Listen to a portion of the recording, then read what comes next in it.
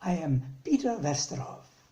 This YouTube is about a clock I designed and built. It's a clock that follows the rhythm of the sun over the earth and amidst the stars. The rhythm of the sun, that is our biological rhythm, our natural time. In this video, the first of a series, I show the basic principles of my clock. In subsequent videos, there will be more aspects of our biorhythm and more functions of my clock.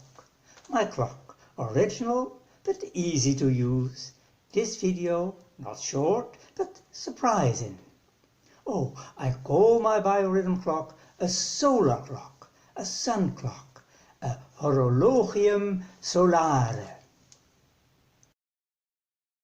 This is a sun clock with only one hand, a hand that goes round in 24 hours, and on that hour hand there is a small sun. The origin of time is the position of the sun over the earth. So I sketch an earth, a pasture with a horizon with the user of the clock standing in the middle, looking southwards.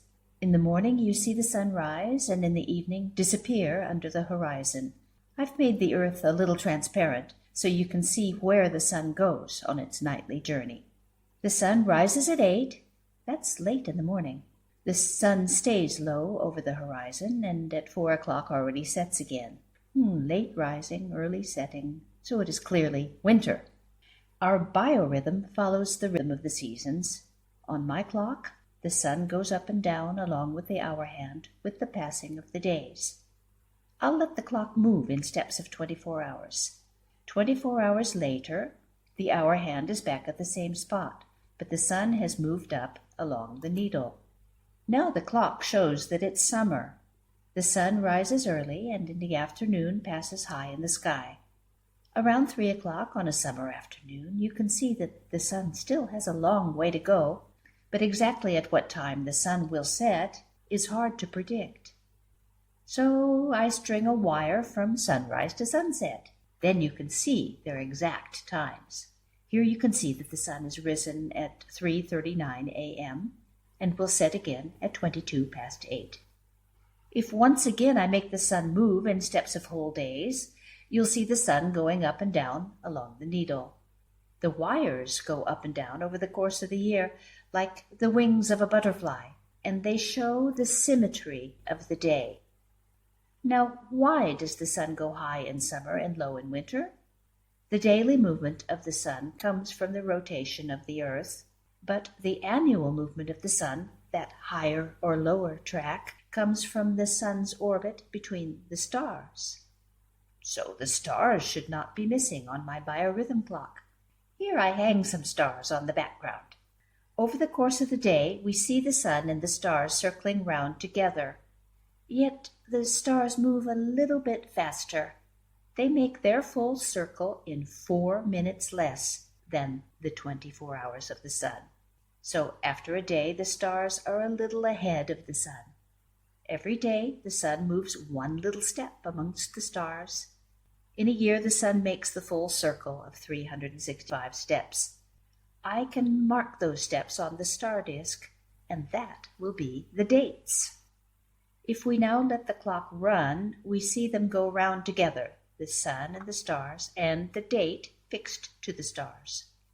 The path along which the sun travels over the year is called the ecliptic. There we find the stars of the zodiac. It is this zodiac path that takes the sun up and down over the year. If I make the clock run again in steps of whole days, you can see how the sun goes higher and lower, and how the position of the sun between the stars indicates the date. We now have 7 functions on this clock. The time, very accurate. The height of the sun, the day and the night, the times of sunrise and sunset, very accurate. The place of sunrise and sunset, the stars with the seasons, and the date, the month and the day.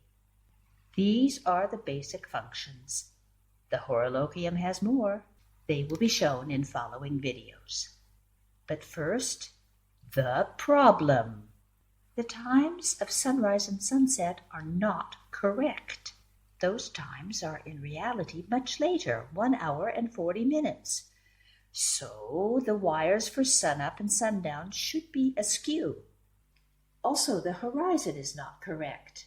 The sun arrives in the south 1 hour and 40 minutes after the clock reaches the number 12. So the horizon also needs to be askew. Now the image of the clock is correct. When the clock runs, the times of sunrise and sunset will be correct, and the sun on the hour hand will rise and set behind the horizon at the correct time and place. This clock is now in agreement with all other clocks, but not with the biorhythm. Our biorhythm follows the sun and not the clocks. This is a biorhythm clock, a sun clock. Hence the sun passing through the south is more important than any number, even the number 12. Our days are symmetrical around that time where the sun reaches the south. So then there's only one solution. Turn this whole clock until south is straight up again. The numbers on my clock indicating the time will then be skewed, reflecting nature. Our biorhythm that follows the natural rhythm of the sun is out of step with regular clocks. Why do all regular clocks have the number 12 straight up? That number, 12, used to be an important number. It indicated the noon, the time when the sun reached its highest point in the sky, the sun in the south. That was a different moment for every town, so clocks were set differently in every city. But nowadays the time over all of Europe is the same, and the sun cannot be at its highest point in all places in Europe at the same moment. In Amsterdam, the sun's highest point is 40 minutes later than in Berlin. It works this way in any time zone. We used to find noon important. That's why 12 is at the top of the dial. But if we still think noon is important, then some other number needs to be at the top. The noon number. You'll find that number on my clock, on my horologium solare.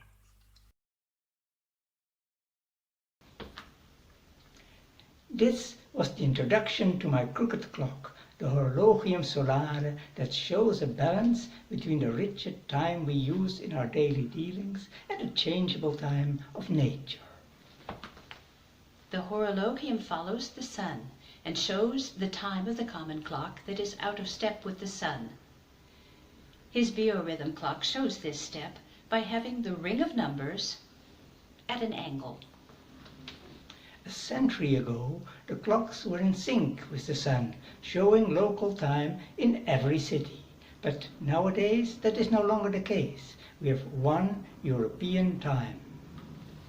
The clock and the sun are out of step with a big stretch. In the next videos, you will see that this difference can change greatly. Sometimes the difference is small, and sometimes it is almost 3 hours. That depends on the time of the year and the city you use the clock in.